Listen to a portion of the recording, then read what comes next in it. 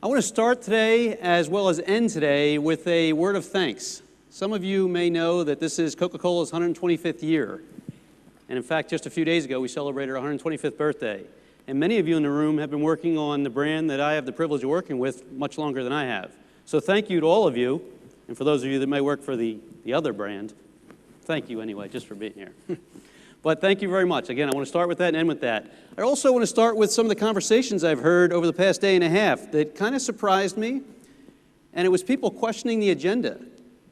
And it was, unfortunately, far more than I can count on both hands. I heard people saying, too much digital. It's not reflective of the spend. I actually heard one person, and let me pull out the quote here, TV rules and always will. That was after quite a few drinks 2 nights ago at the Black Pearl. And it really concerned me because I'm another digital guy coming up. And I thought, wow, they probably don't want to hear much more from me. So let me share with you a caveat, and that is that I am a digital guy. And as you can see, I'm here to talk very specifically, primarily about social. But it's that I do agree that many other platforms, many other mediums are not getting the attention they deserve. Firmly agree with those people that made those statements. But that I also agree, and I know that just about everybody here does agree as well, that the optimal mix and the synchronicity and the orchestration of working things together is obviously what's going to win. And we all know that. But for those of you that made those comments, I very respectfully, very humbly say thank you, but wake up. Look at the data that Rim just shared with us. That was fascinating. Digital is providing something to us now that we've never had. And for a while, we haven't known what to do with it. But now we do. And I'm going to try and share some perspective with you. Can you roll that first video? The story begins like many. 2 friends meet for a Coke to share a moment of joy and refreshment. On this particular day, these 2 friends had a thought. If Coke can bring 2 people together, can it bring 200? How about 2,000? Or more? So they created a Facebook page, and it worked. People noticed. So Coca-Cola partnered with the creators, enlisted a few industry experts and digital agency 360i, and together designed a system to efficiently share and engage both locally and globally. They gave fans more ways to express themselves and interact with other fans from around the corner to across the globe. They offered the community new liquid content that moved and inspired, linked across mediums and to measurable results, that offered fun ways for fans to interact with their brand. Along the way, a wonderful thing happened. The more they highlighted how others loved Coca-Cola, the more people shared. The result is a unique and growing community that thrives because of its members' passion for creating and sharing their personal experiences with their brand. Coca-Cola's Facebook community started with a belief that millions of fans later, Coke has helped prove true. That if you give people a place to share, a place to laugh, smile, and talk, if you give them a place to express what their brand means to them, then sometimes all it really takes to bring us together is a Coke. So my role at the Coca-Cola Company is the privilege of working from the center with a very small team that's generally there to kind of provide some thought leadership, some global strategy, and most importantly, common solutions to our nearly 3,000 marketers around the world. We've got nearly 500 brands in 200 plus countries and some incredibly aggressive goals. Our goals are to double our business in 10 years. So it took us 124 years to grow. We want to double in just 10 years. That's a hell of a big number. It's from 1.6 billion servings a day to well over 3 billion servings a day. And we can't get there doing things the old-fashioned way. In fact, it's going to be a challenge to get there in any way. But I share that with you just to show you the great challenge that's there. And my role from the center is, frankly, to share with you some of the great work being done by some other folks. And also to dial back on that real provocative wake-up stance. My job is to make people uncomfortable at Coca-Cola Company, and to recognize that what's made us famous and what's made us do very well is sight, sound, and motion. And you know what? Sight, sound, and motion isn't all that different. You know, at the end of the day, TV commercials are video. Video is where? Video is YouTube. YouTube is social. What you do on YouTube jumps to Facebook, jumps to Twitter. So this world isn't all that new. We're all actually working in much the same space. We just need to change the paradigm in how we do some things.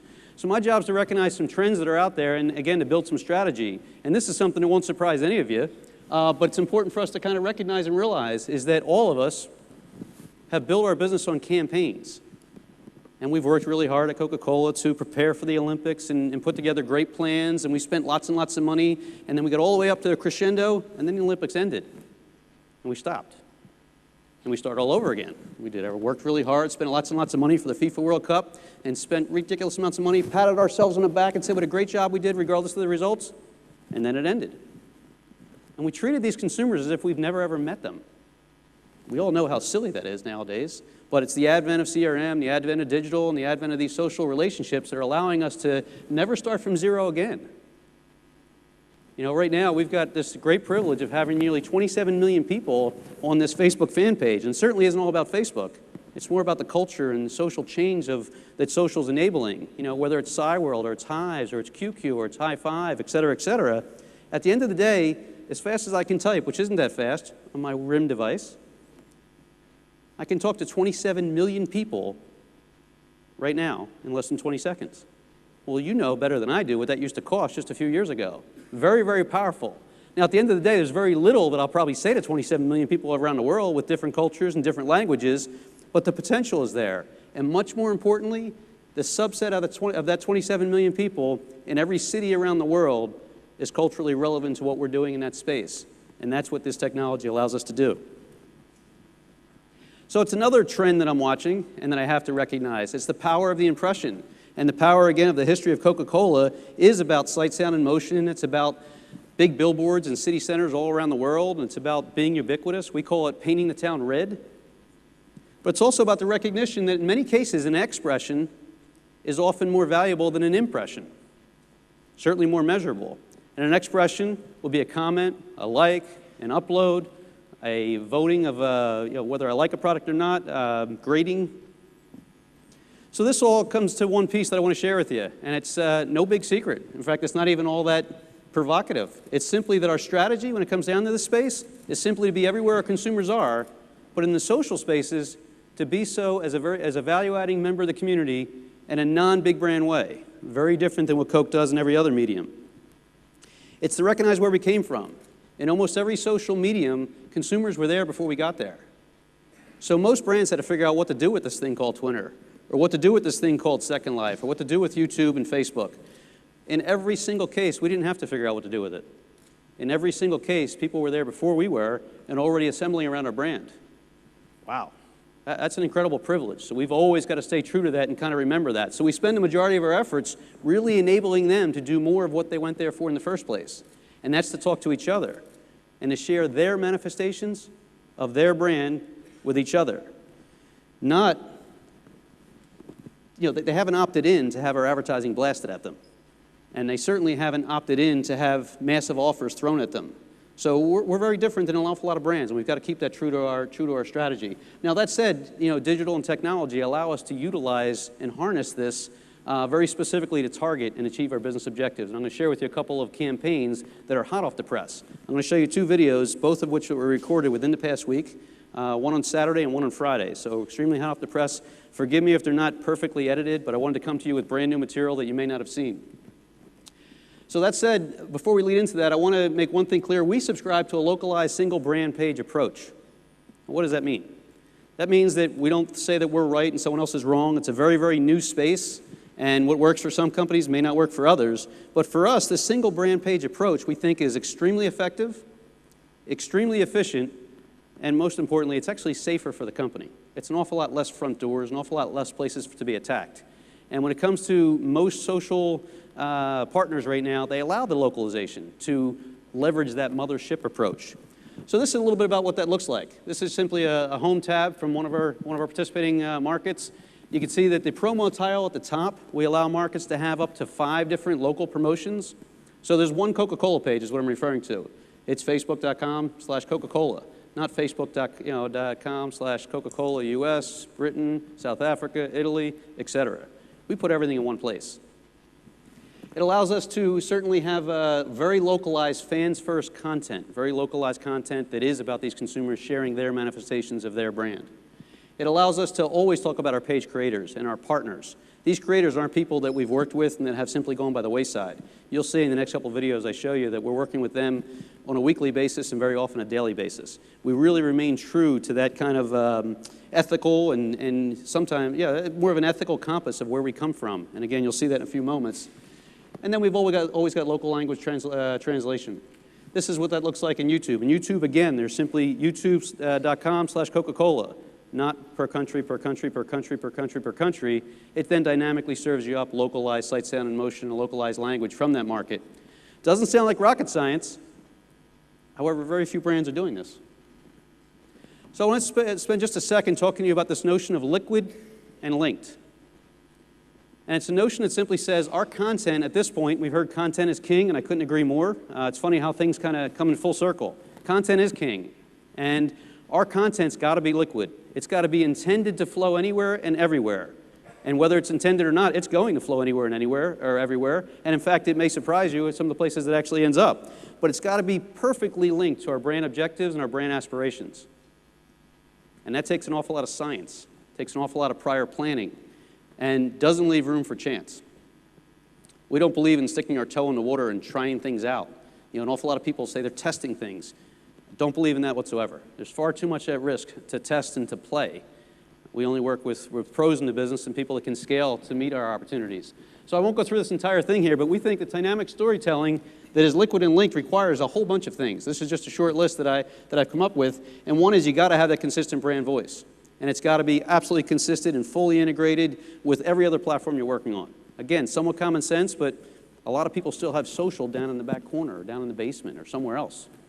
It's got to have crystal clear content briefs so that everyone's working towards something that then ultimately results in something that's shareable. Because nowadays, whatever you're planning to produce and wherever you plan for it to run, it's got to be shareable. And then most importantly, you got to have systems in place to allow you to curate it and schedule it, and I very specifically choose the word to traffic it. Because I think I mentioned very briefly, we've got nearly 500 brands in over 200 countries. If I recommended every one of those brands update in their local market, in their country, let's say 2 times a week. Do the math. We're talking about tens of thousands of updates that need to be trafficked.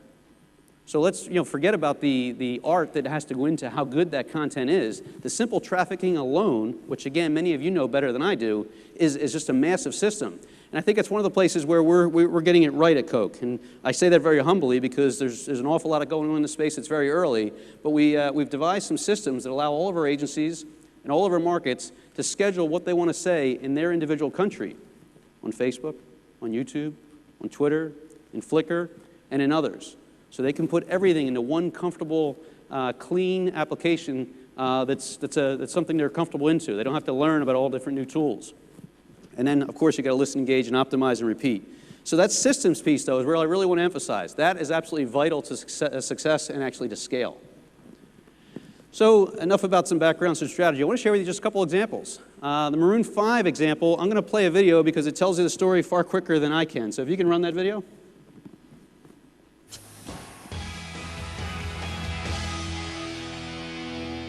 Now next up, staying awake for 24 hours, it's pretty tough at the best of times, but doing it live on the internet whilst trying to record a smash hit pop song, well, no one would be crazy enough to attempt that, would they?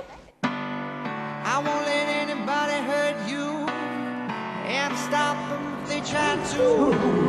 Nobody knows you like I. We're writing this tune and it I hope it's good. It's not much of a song right now, but it'll get there over the next 21 hours. And it's really trippy because we're going to sleep, I guess, sometimes, and most of the time we'll be awake.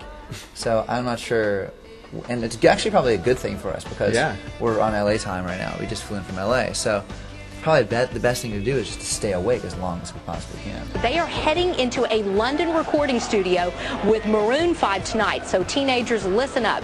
Coke is hoping to get you to help the band compose a song during a 24-hour session by using Twitter. If we knock it out and do the song, then what are we going to do for the extra 20 hours?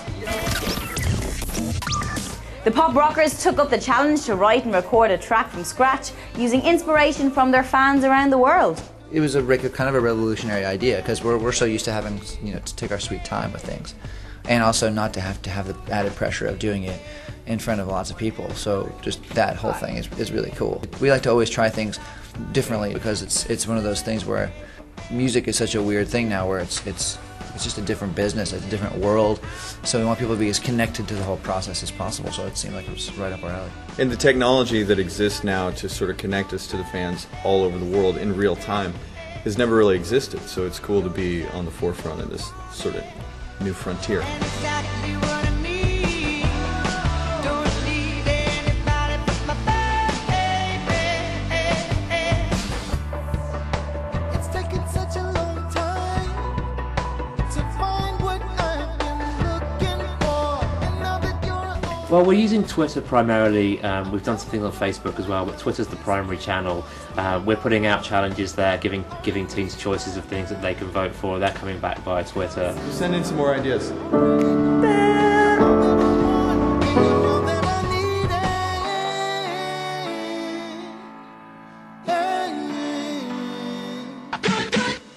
Het was een tijdje stil rond Maroon 5, maar ze vonden het nu tijd voor een stunt. Er werd een livestreaming opgezet, zodat fans hen inspiratie konden geven voor teksten of de melodie. Het resultaat van de live sessie kan je op 1 april gratis downloaden op de site van Coca-Cola. They can go to cocacola.com/music and check it out. Download it for free. It's going to be for free from Coke, so thanks for that. Other things that are free: smiles, happiness, Hugs. Sometimes. This one's free for you, bro. Oh. Ameriška skupina Maroon 5 je podrla virtualne stene studia. Maroon 5's Adam Levine has entered a recording studio in London with Coca-Cola, and an army of Twitter followers have been enlisted to help him write the new song. Now, the stunt aims to compose a song within 24 hours. That's it. 24 hours of creativity, sponsored by Coca-Cola. And we think great things came of it, and it was a unique experience. It was an amazing experience, and hopefully it'll go down the Guinness Book of World Records as a crazy, weird experience that was awesome. We'll be under that category, exactly. This was great, and I'm going to go pass out for 4 days.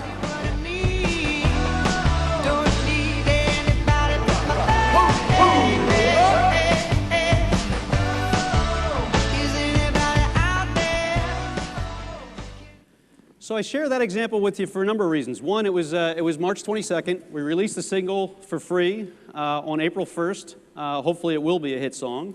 And I share that with you very specifically because it's a great case study internally for apply and reuse. Because literally 1 week after this, we got word of this 125th celebration. Now naturally we knew for, I guess, 124 years the 125th was going to come. Or at least we were hopeful we'd be around. But we became involved. And I want to show you next how we applied and kind of reused some of those assets. This particularly was one site. It was a day and 22 hours prior to last Friday when we actually had a massive celebration. But a lot of the technology you're going to see in the next video, and it's just a 1-minute video, is the same technology you just saw. So that's the segue I'm trying to make. I'm trying to paint and show you about how systems actually allow these things to happen and allow these things to be spreadable and allow these things to be 100% consistent across all mediums. So that's the message I want you to watch this as you watch, what I want you to think about. Hi, Dusty and Michael, Coca-Cola Facebook page creators. We just reached 25 million likes on Facebook. And serendipitously, we are also celebrating the 125th anniversary of Coca-Cola. So, to thank all the fans, we decided to make a really big cake. A huge thank you and a huge cake. Celebrate with us. Upload your favorite Coke memories on Facebook, Flickr, Twitter. We're gonna need more Coke! We're gonna need a bigger bowl.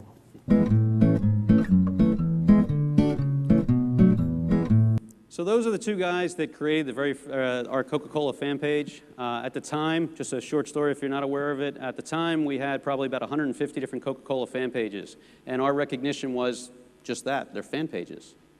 It wouldn't make sense for us to run a fan page for ourselves. However, the way things have kind of worked together, instead of taking over a page like most brands did, or creating one and then squashing the others, we decided to partner with them. So that is them, and we're working an awful lot with them. And the next video I'm going to show you actually lines up with my comments earlier. They were a little out of order. But that's how close they are to our business. We talk to them almost every single day. We are partners in the management of our entire Facebook strategy. And it just so happens that one was an actor, one was a writer. Could have been anyone in any corner of the world. But fortunately, they had some talent for us. And they become great advisors in this space. But this next screen Very, very busy, which shows you that same consistent look and feel the systems allow us to have. Okay, so now you've seen Dusty and Michael from a social space transfer into many other spaces. In fact, we had a concert event on Saturday for 20,000 people in Atlanta to celebrate this 125th birthday. They were the host. Now that was live streamed on YouTube, on Facebook, and on CocaCola.com. And again, these little guys from some corner of LA that founded a Facebook page are our host. They were up against Ryan Seacrest. They were up against Neo. They were up against quite a few other big name artists. So this again shows you the consistency you can have with systems. And if you can run the next video, you'll see what took place that evening. This is 1 minute compilation of the application of the same technology from the Maroon 5 24-hour session.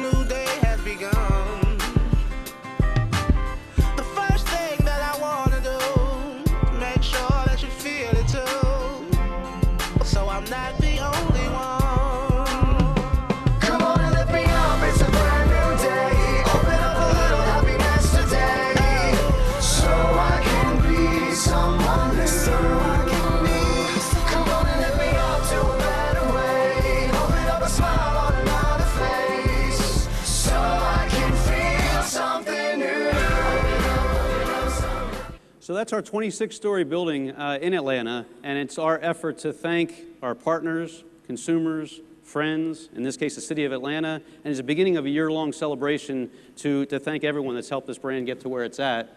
And then finally, I'll share one final example with you. This is us opening up our archives. At Coca-Cola, people certainly work all around the world, and very few people get a chance to go down into the basement and actually see the phenomenal Andy Warhols and all this great paraphernalia. Right there is a guitar from Eric Clapton that was used in a concert in Germany. And until very recently, very, very few people ever had a chance to see it. And as part of our way of thanking all fans around the world, this particular site, which we don't have time to show you, allows you to literally physically walk through all of the archives and see every single piece that's been digitally recognized and digitally segmented. And even more importantly, it's not only saying, look what we've got, it's saying, show us what you've got. So the biggest section of the site is saying, go into your attics, go into your basements, pull out that great piece of Coca-Cola memorabilia and share it with the world. Because if I can go way back to the very beginning, I said the #1 insight we have is that in each of these social spaces, people assembled around our brand before we got there. And we know for a fact, because it was before we got there, that it wasn't to have our advertising blasted at them, wasn't necessarily to hear from us. It was to share their manifestations of their brand with each other. And again, finally, just want to say thank you to all of you that have worked with our brand for so long, and appreciate you listening.